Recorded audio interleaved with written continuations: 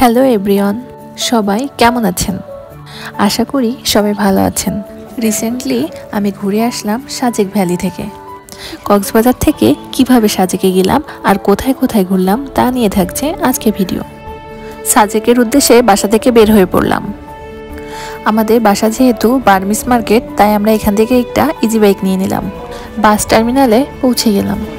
প্রথমে আমরা খাগড়াছড়ি যাব, তো আমরা জনপ্রতি 750 টাকা করে নন এসি বাসের টিকিট কেটে নিলাম। রাত 10টায় আমরা কক্সবাজার থেকে খাগড়াছড়ির উদ্দেশ্যে রওনা হই। 5টার দিকে আমরা খাগড়াছড়ি পৌঁছে যাই। বাস আমাদের যেখানে নামিয়ে দেয় তার সামনেই শাপলা চত্বর, তাই আমরা হেঁটে হেঁটেই সেখানে পৌঁছে যাই। সাজেক কাউন্টার থেকে আপনারা আপনাদের ইচ্ছা মতো চাঁদের গাড়ি, সিএনজি, বাইকে করে আসতে পারেন। আমরা একটা গ্রুপের সাথে অ্যাড হয়েছিলাম। টোটাল আমরা 11 জন ছিলাম। আমাদের গাড়ি ভাড়া ছিল 11,000 টাকা, তো আমাদের জনপ্রতি সবার পড়েছিল 1,000 করে। এই গাড়িটাই করে আমরা যাব সাজেক। এখন বাজে 6টা। আমরা এখন সকালের নাস্তাটা করে ফেলব।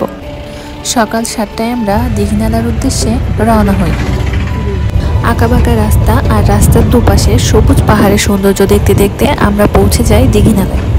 পৌঁছাতে 8টা বাজে। অলরেডি আরও গাড়ি স্কট ছাড়ার অপেক্ষায় দাঁড়িয়ে আছে। দীঘিনালা থেকে স্কট ছাড়বে 10:30টায়, তাই আমরা আশেপাশে একটু ঘুরে দেখছিলাম। এই ব্যাম্বুটিটা মাস্ট ট্রাই করবেন, অনেক মজা ছিল কিন্তু। এই দীঘিনালাতে পাহাড়িদের অনেক লোকাল ফ্রুটস খুব কম দামে পাবেন। এখানে আপনি 70 টাকায় ডাব পাবেন, যা আপনি অন্য কোনো পর্যটন এলাকায় পাবেন না। আমরা পেঁপে নিয়েছিলাম, অনেক মিষ্টি ছিল। শশাও খেয়েছিলাম, এটাও ভালো ছিল। দীঘিনালা থেকে সাজেকের উদ্দেশ্যে স্কট ছাড়ে 10:30টায়। অন্য কোনো পার্বত্য এলাকায় আপনারা এই সিকিউরিটিটা পাবেন না, যা আপনারা সাজেকে পাবেন। পর্যটকদের গাড়ির সামনে ও পিছনে আর্মিদের গাড়ি থাকে, যাতে করে রাস্তার মাঝখানে কোনো ঝামেলা না হয়। দীঘিনালা থেকে স্কট ছাড়ার পর আমাদের সামনে আর একটা জায়গায় দাঁড়াতে হলো। আমরা যেখানে দাঁড়িয়েছিলাম তার সামনে একটি আর্মি ক্যাম্প ছিল। এখানে দাঁড়ানোর উদ্দেশ্য হচ্ছে সাজেক থেকে যে পর্যটকের গাড়িগুলো আসছে ওইগুলো চলে গেলে আমাদের গাড়ি ছেড়ে দিবে। পর্যটকদের গাড়ি থামার সাথে সাথেই এখানে পাহাড়িরা তাদের লোকাল ফ্রুটস নিয়ে হাজির হয়। এই ফ্রুটসগুলো অনেক মিষ্টি হয়, খেতে অনেক ভালো লাগে। এইগুলোর দামও অনেক কম। কিছুক্ষণ ওয়েট করার পর আমাদের স্কট আবার ছেড়ে দেয়। এবার আর আমাদের কেউ আটকাতে পারবে না। এবার আমাদের গন্তব্য সাজেকে পৌঁছে যাব। সাজেকের এই রাস্তাটা এত সুন্দর, সুবহানাল্লাহ। যত দেখছি ততই মুগ্ধ হচ্ছি। আঁকাবাঁকা সরু পথ ধরে পাহাড়ের উপরে ওঠার অসাধারণ সুন্দর এক যাত্রা।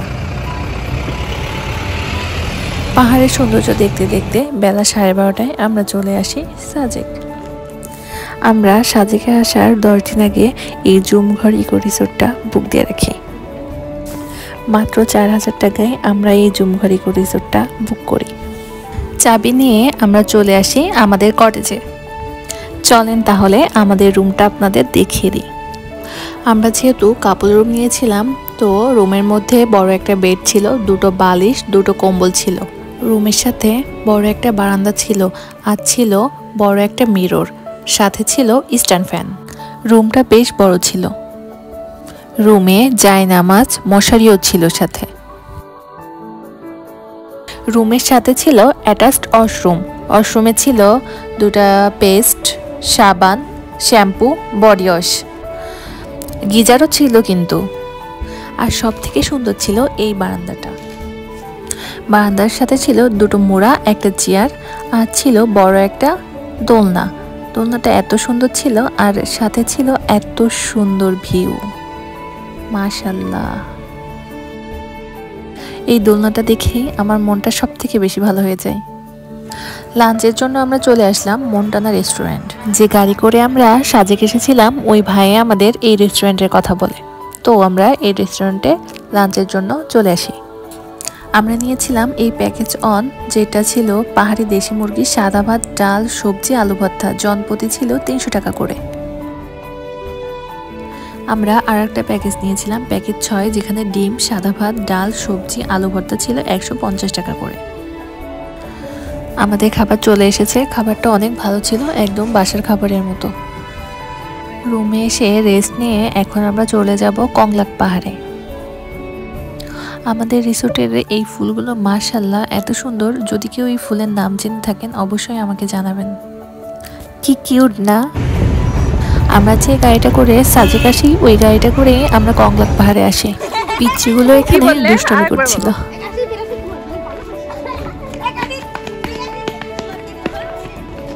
এখন উঠছি আমরা কংলাক পাহাড়ে। কি উঁচু উঁচু রাস্তা বাবা, জানি না উপরে উঠতে পারবো কিনা। ওই যে দেখা যাচ্ছে কংলাক পাহাড়। এখন আমরা কংলাক পাহাড়ে উঠবো। ফাইনালি আমরা চলে এসেছি। আল্লাহ তাআলার প্রকৃতি এত সুন্দর, এগুলো আপনারা ঘরে বসে উপলব্ধি করতে পারবেন না। অবশ্যই এই প্রকৃতির কাছে চলে আসতে হবে এমন সুন্দর প্রকৃতি উপলব্ধি করার জন্য। সাজেকের অন্যতম আকর্ষণীয় হলো এই কংলাক পাহাড়। কংলাক পাহাড় হচ্ছে সাজেকের সর্বোচ্চ চূড়া। সাজেকের ভ্রমণরত পর্যটকদের কাছে কংলাক পাহাড় এখন আকর্ষণীয় এক কেন্দ্রবিন্দুতে পরিণত হয়েছে। কংলাক পাহাড় থেকে আমরা চলে আসলাম হেলিপ্যাডে। হেলিপ্যাড থেকে সাজেকের সুন্দর মসজিদটা দেখা যায়। হেলিপ্যাড থেকে এই ভিউটা ছিল অসাধারণ। এখানে বিকেল হলে পাহাড়িরা তাদের বাঁশের তৈরি অনেক কিছু বিক্রি করে। তাছাড়াও অনেক স্ট্রিট ফুডের দোকান পাবেন। আমরা প্রথমে বিনি চালের জিলাপি নিয়েছিলাম, অনেক মজা ছিল। Chicken chicken roll, bamboo roll, বাঁশের পাকুড়া, চিকেন চমুচা, পাহাড়ি সিম, ডিম চপ, সিঙ্গারা। ওইটা পাহাড়ি আলু ফ্রেঞ্চ ফ্রাই হবে যেটা, এটা হচ্ছে পাহাড়ি সিম, এটা হচ্ছে দেশি আলু। মোমো ট্রাই করেছিলাম, এটাও অনেক ভালো ছিল। এক পাশে চাঁদ আর আরেক পাশে এই সুন্দর মসজিদটা, কি সুন্দর। লুসাই গ্রামে যাওয়ার ইচ্ছা ছিল, কিন্তু সন্ধে হয়ে যাওয়ার কারণে আমরা আমাদের রিসোর্টে ব্যাক করি। এখন একটু রেস্ট নিয়ে বের হয়ে পড়বো রাতের খাবারের জন্য। রাতের খাবারের জন্য আমরা আবারও চলে আসলাম মুন্ডানা রেস্টুরেন্টে। এখানে লাইভ মিউজিক চলছিল।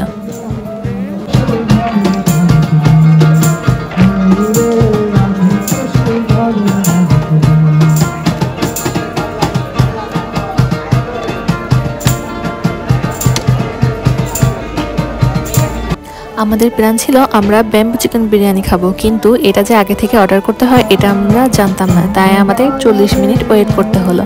তো আমরা কি করব, আমরা লাইভ মিউজিক দেখছিলাম তখন।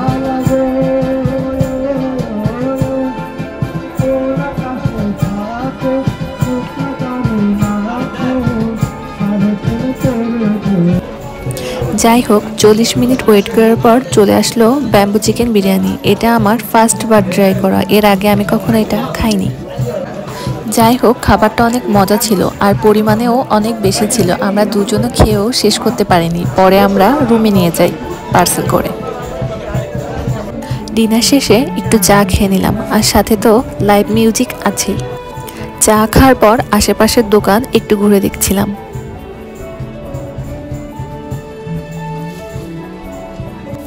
এখন আমরা রিসোর্টে ব্যাক করব।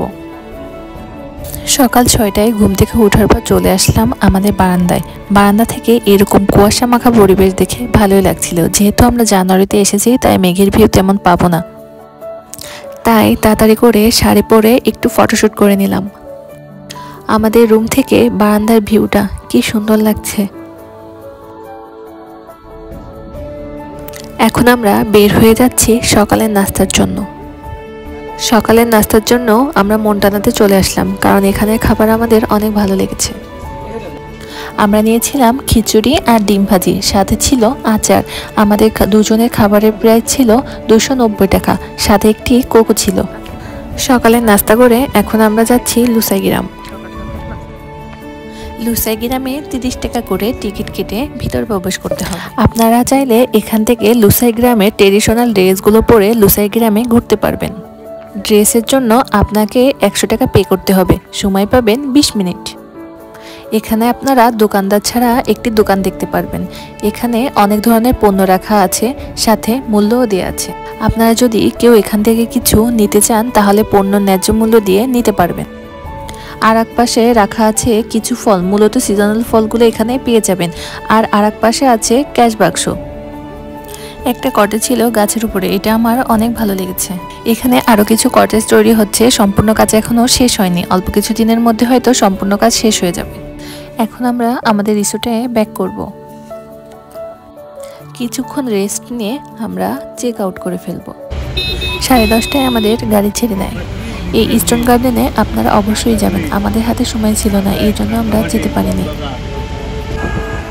বাই বাই সাজেক, আবার দেখা হবে।